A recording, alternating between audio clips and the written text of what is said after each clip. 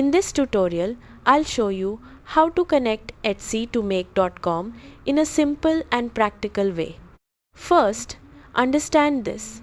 Make.com is an automation platform that lets you connect Etsy with other apps so you can automatically send and manage your shop data. Now, if you want to connect Etsy to make.com, here's what to do.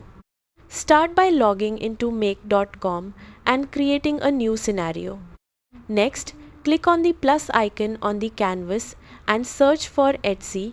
Then select it as your trigger app and choose an event like new order or updated order.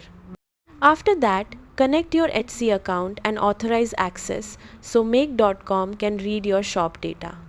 Then move to the next step and add another module by clicking the plus icon again. Choose the app where you want to send your Etsy data, such as Google Sheets, Airtable, or email tools. Now, select the action you want that app to perform, like creating a record or sending information.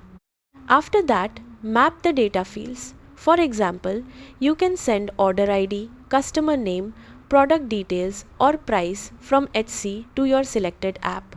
Then, run a test by clicking Run once to make sure everything is working correctly and data is being transferred properly. Finally, turn on your scenario.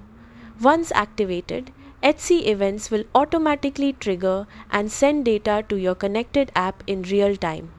Keep in mind that some advanced features or integrations on make.com may require a paid plan. That's it.